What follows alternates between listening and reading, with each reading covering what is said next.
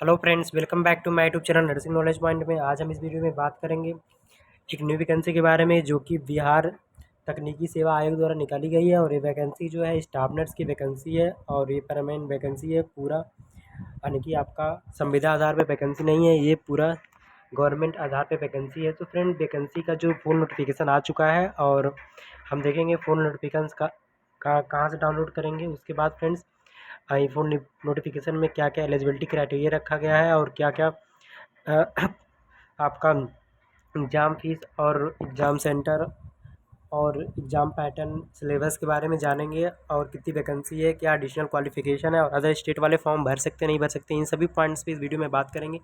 चलिए फ्रेंड्स, हम बिहार के ऑफिशियल वेबसाइट पे आ चुके हैं। हम नीचे की तरफ स्क्रॉल करेंगे, यहाँ भर्ती का ऑप्शन आ रहा है, भर्ती वाले ऑप्शन पे क्लिक करेंगे। भर्ती वाले ऑप्शन पे क्लिक करने के बाद हम नीचे की तरफ स्क्रॉल करेंगे और नीचे की तरफ स्क्रॉल करने पे यहाँ पे आप देख सकते हैं कि साफ साफ यहाँ पे आ रहा है कि advertisement of for the regular appointment to the staff nurse. और नीचे की तरफ देख सकते हैं आप, बैक यहाँ पे साइड में करेंगे तो यहाँ पे व्यू एडवर्टाइजमेंट दिखा है, यहाँ पे आप इस पर क्लिक करेंगे। व्यू एडवर्टाइजमेंट में क्लिक करने के बाद आपको कुछ इस तरह का इंटरफेस खुल के आ जाएगा। सो फ्रेंड्स, यहाँ पे आ गया खुल के। और ये बिहार पटना बिहार के अंतर्गत स्टाफ नर्स की भर्ती निकाली गई है और परमानेंट जॉब है।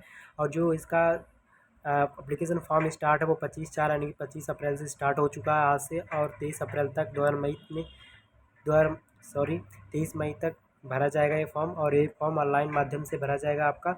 उसके बाद हम पद का नाम देख लेते हैं, स्टाफ नर्स यहाँ पे देशासन मेंशन किया गया है। उसके बाद यहाँ पे वेतन की बात करें तो 4600 ग्रेड पे यानी कि लेवल 7 के अंदर का आपकी सैलरी रहेगी। रही बात अनिवार्य योग्यता यानी कि एडिशनल क्वालिफिकेशन की बात करें तो आपने बीएससी नर्सिंग या जीएनएम किया है तो आपको फॉर्म फिल कर सकते हैं। रही बात अ, आप यहाँ पे कहा कि आप अगर अदर स्टेट से हैं या फिर अदर स्टेट से आपने पढ़ाई किया है तो आपके पास इंडियन नर्सिंग काउंसिल होना चाहिए। नहीं तो अगर बिहार स्टेट के हैं तो आप बिहार स्टेट के बिहार स्टेट नर्सिंग काउंसिल का रजिस्ट्रेशन होना अनिवार्य। यहाँ पे साफ साफ मेंशन किया गया है कि आप अगर जो कहीं और से पढ़ाई की यानी कि अदर स्टेट के रहने वाले हैं और आपके पास अदर स्टेट का रजिस्ट्रेशन है तो वो अनिवार्य नहीं है। यहाँ पे इंडियन नर्सिंग काउंसिल अनिवार्य है। और अगर आप बिहार स्टेट के रहने वाले हैं तो बिहार स्टेट नर्सिंग काउंसिल का रजिस्ट्रेशन होना अनिवार्य है। बाकी आप जीएनएम किए हैं या बीएससी नर्सिंग किए हैं तो आप इस फॉर्म के लिए एलिजिबल हैं। उसके बाद नीचे की तरफ आप पदों की संख्या देख सकते हैं यहाँ पे कि यहाँ पे 11,389 पद निकाले गए हैं टोटल। उसके बाद यहाँ पे कैटेगरी वाइज वैकेंसी देख लेंगे आप।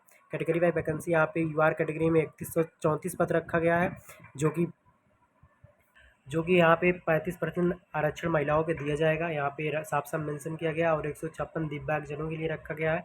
अब नीचे की तरफ स्क्रॉल करेंगे और मेन पॉइंट कवर करेंगे क्योंकि पीडीएफ बहुत बड़ा है फ्रेंड्स। सो फ्रेंड्स, यहाँ आयु सीमा की बात कर लें कि 1/8/2024 के न्यूनतम 21 वर्ष यानी कि 1/8/2024 1 अप्रैल से 2024 से न्यूनतम वर्ष 21 साल की आपका होना चाहिए। और यहाँ पे दिया है कि जो अनारक्षित यानी कि जो यूआर कैटेगरी के हैं वो 37 वर्ष होना चाहिए उनका उम्र। और जो आरक्षित महिला है उनका 40 वर्ष होना चाहिए। यानी कि यूआर कैटेगरी की जो महिला है उनको 40 वर्ष, यूआर कैटेगरी जो पुरुष है यानी कि मेल है उनका 37 वर्ष यहाँ पे रखा गया है। बाकी पिछड़ा वर्ग, अन्य पिछड़ा वर्ग पुरुष महिला के लिए 40 वर्ष रखा गया। अनुसूचित जनजाति के लिए 42 साल रखा गया यहाँ पे।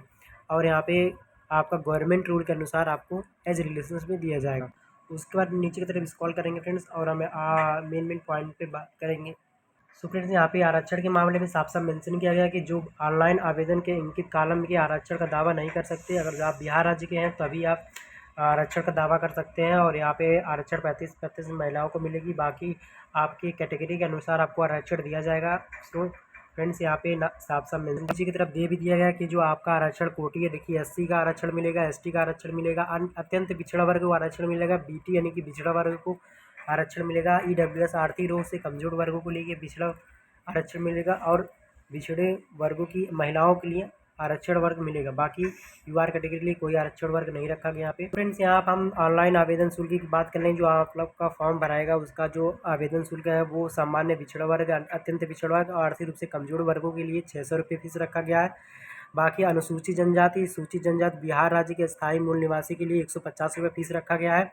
और आरक्षित वर्ग महिला वर्ग के अभ्यर्थियों के लिए 150 रुपये फीस रखा गया। और बिहार राज्य के उम्मीदवार चाहे वे किसी भी वर्ग के महिला या पुरुष हों उनके लिए 600 रुपये फीस रखा गया है। पे साफ मेंशन कर दिया गया। बाकी नीचे की तरफ स्क्रॉल फ्रेंड पेमेंट की बात करें तो आपकी ऑनलाइन माध्यम से आप पेमेंट कर सकते हैं। उसके बाद चयन प्रक्रिया की बात करें तो चयन प्रक्रिया में 2 चीज़ें यहाँ महत्वपूर्ण रखी गई हैं कि चयन प्रक्रिया आपका सीबीटी कंप्यूटर बेस्ड टेस्ट कराया जाएगा और जो कंप्यूटर बेस्ड टेस्ट होगा वो आपका 75 नंबर का होगा। 100 क्वेश्चन आपका आएगा और 75 नंबर का पेपर रहेगा आपका।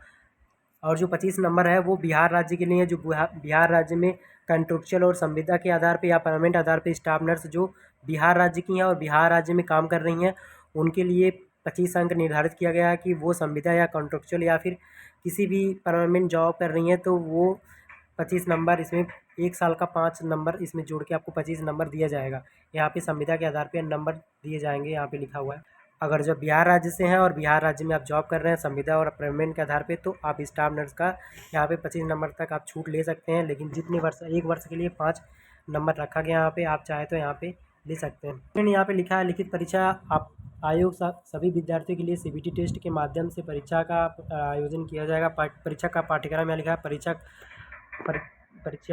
के प्रश्न पत्र में कुल 100 प्रश्न पत्र होंगे, सभी बहुविकल्पीय होंगे और सभी प्रश्न हिंदी और इंग्लिश में अंकित होंगे। ये सब यहाँ पे मेंशन किया गया है। परीक्षा का अवधि 2 घंटा रखा गया है और कुल 100 क्वेश्चन रखा जाएगा, यहाँ पे साफ मेंशन किया गया है।